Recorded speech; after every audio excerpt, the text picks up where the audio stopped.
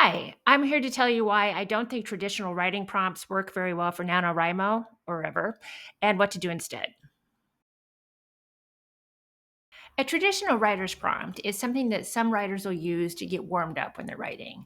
It'll be something like, a walk through the woods on a winter day. And it's supposed to evoke imagery like, what does it sound like as you're, crunching on the snow? What do the snowflakes look like? And so they write this out like maybe like 500 words, 1,000 or something to get themselves warmed up. Um, Okay, so as someone who hates writing, and I mean, I hate writing, I cannot imagine writing like 500 or 1,000 words, which have no chance of making it into my manuscript. Because unless I'm writing a book about some broody guy who's going walking in the woods in the winter, this is not going to end up in my manuscript. So why am I writing it down? I don't get it. And brings up another point is I think people get way too hung up on descriptions, like thinking this is like fancy, like this is fancy writing, it's fancy fiction. Like I'm writing the great American novel, so I had to make everything look perfect and just the words have to flow and this imagery has to be award winning and perfect. And it's so perfect that it's going to make that person who broke my heart in the seventh grade regrets that they ever did that. But no, no.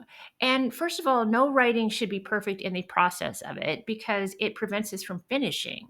I think so many people give up on writing because it isn't exactly what they wanted, or they think, oh, this isn't perfect. This isn't the great American novel. Well, no, it's not the great American novel now. It might be if you finish and you can go back and rewrite, but most novels aren't all that good in the process of being written.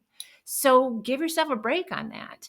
And don't waste time writing things which have nothing to do, excuse me, with your book. Because in general, we love novels because of the plots. We love the characters. We love how it makes us feel. It's not really from the description of the snow, no matter how pretty it was. It's because of these people. It's what they're doing. It's magical that way. And that's why less of that and more of getting your plot sorted out is what's really going to help you. I read a novel. It was a mail order bride, and I do not read clean books, clean romances. I just don't. Uh, but I read this one, and the writing was not fantastic. It was basically simple declarative sentences. Like literally, it was like, Beth goes to the train station. Beth gets on the train. The train goes to Montana. Beth gets off the train. Beth is in Montana. Like this is the writing, and despite that, I read it all the way through to the end. I mean, like simple declarative sentence after simple declarative sentence, because the plot was really good and the characters were really good. And I really liked it. I mean, I'm still not a fan of the genre because I like sex in my books. But I really liked this book. It worked for me. And, ideally, you kind of want to combine the plot with some, snow description, especially if it's in Montana. But this worked because plot is important. It's why people read books.